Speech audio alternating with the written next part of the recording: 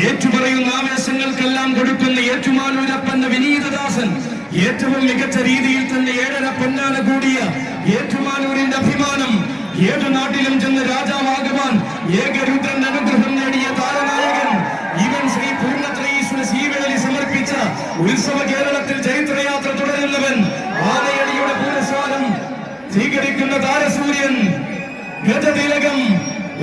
Shri Sankaran Kutty.